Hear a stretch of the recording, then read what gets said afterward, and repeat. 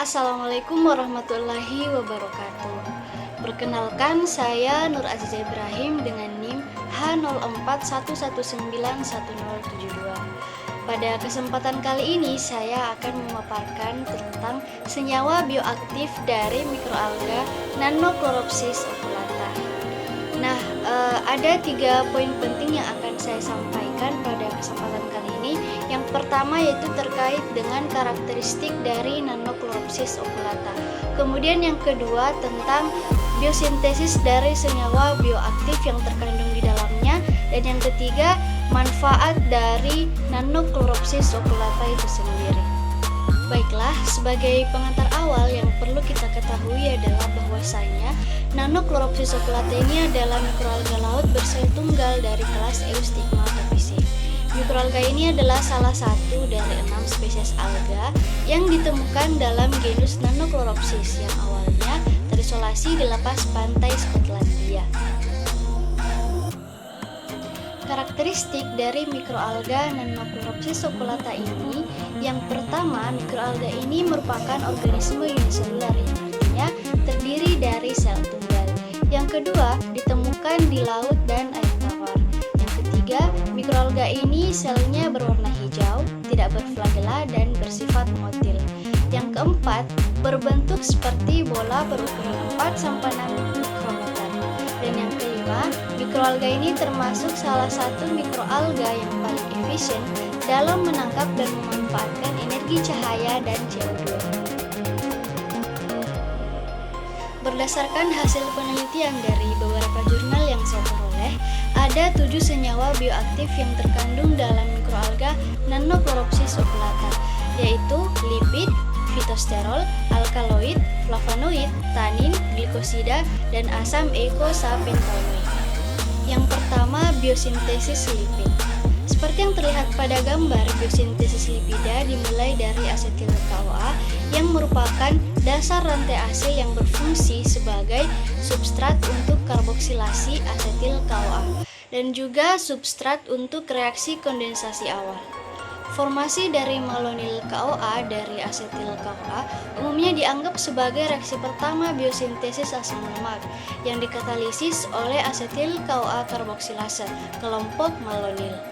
Nah, kemudian malonyl CoA dipindahkan ke protein kofaktor asil karir protein atau ACP, menghasilkan pembentukan ACM malonyl yang masuk ke dalam serangkaian reaksi kondensasi dengan asil ACP yang menghasilkan pembentukan atau asetil CoA. Reaksi kondensasi pertama dikatalisis oleh ACP 3-setoasil sintetase 3 atau Cas3 membentuk produk 4 karbon. Yang kedua yaitu biosintesis fitosterol. Semua triterpenoids dan fitosterol dibiosintesis dari substrat prekursor umum, yakni 2,3 oksidosqualene melalui siklisasi oksidoaquelen atau OSC, sebagaimana yang tertampil pada gambar. Nah, oleh karena itu, 2,3 oksidosqualene menempatkan pada titik percabangan dari jalur isoprenoid terhadap biosintesis fitosterol atau triterpen. Siklisasi oksidosqualene menuju terbentuknya triterpenoid dan fitosterol adalah salah satu reaksi yang paling menarik dan ditemukan di alam, dan jalur biosintesis mereka telah terbukti menjadi rumit dan berbeda. Enzim yang melakukan reaksi ini dimiliki oleh keluarga OSC.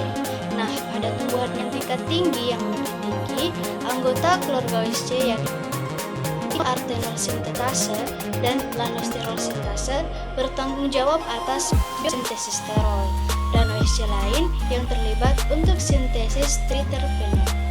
Berdasarkan data pada penelitian Jati dan kawan-kawan pada tahun 2019, diketahui bahwa jenis senyawa fitosterol yang ada pada Nanochloropsis oculata adalah campesterol, stigmasterol, dan beta-sitosterol. Struktur masing-masing senyawa ini bisa dilihat pada gambar. Selanjutnya, biosintesis flavonoid. Flavonoid termasuk dalam senyawa fenolik, di mana biosintesis senyawa fenolik dapat melalui 2 jalur, yaitu jalur asam sikimat dan jalur asam malonat.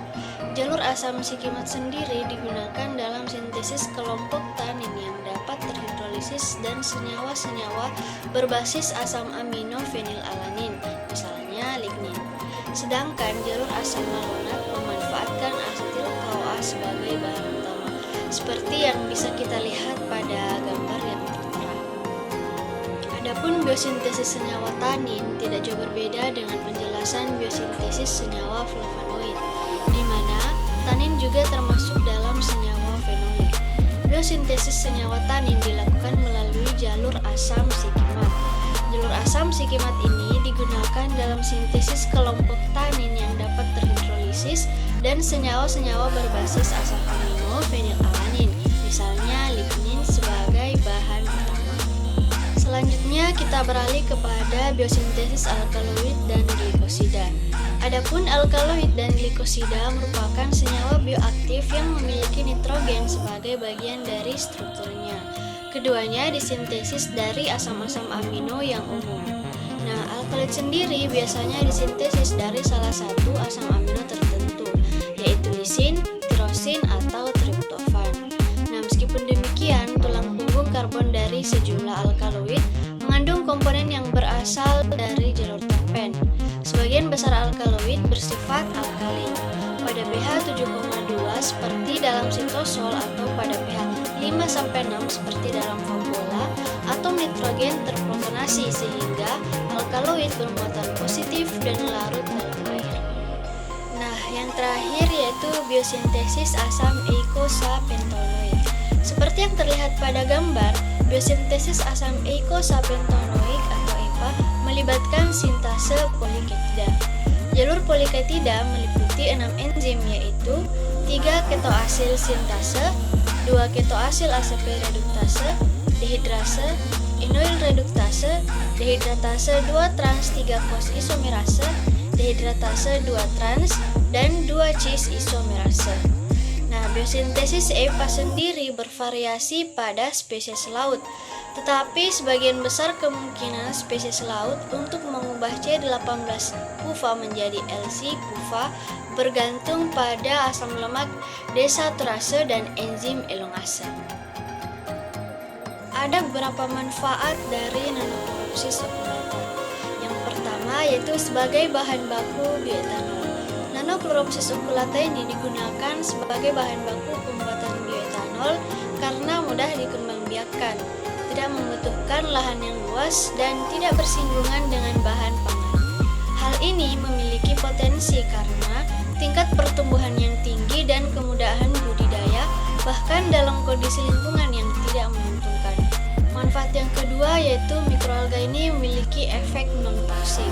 Sebuah studi in vitro oleh Revianti dan Kristanti pada tahun 2013 menunjukkan bahwa ekstrak Nanochloropsis oculata tidak beracun bagi fibroblas sel induk hingga konsentrasi ambang 2,5%, sedangkan di atas konsentrasi ini beracun. Manfaat yang ketiga yaitu sebagai bahan bakar biofuel. Dengan budidaya tradisional, nutrisi alami dan murah, spesies ini tumbuh dengan cepat.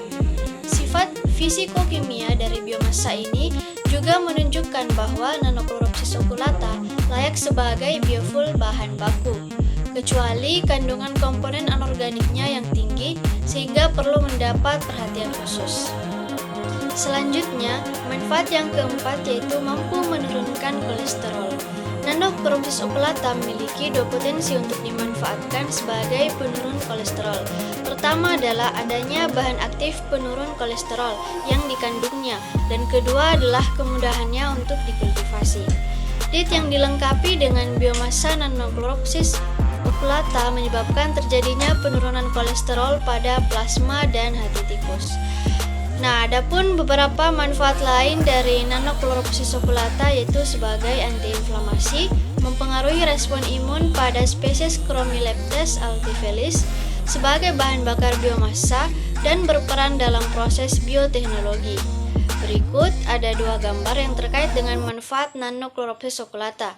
Gambar pertama yaitu sebagai bahan bakar biomasa, dan gambar yang kedua yang menunjukkan peran Nanochloropsis oculata dalam proses bioteknologi. Itulah pemaparan tentang senyawa bioaktif dari mikroalga Nanochloropsis oculata. Sekian dan terima kasih. Wassalamualaikum warahmatullahi wabarakatuh.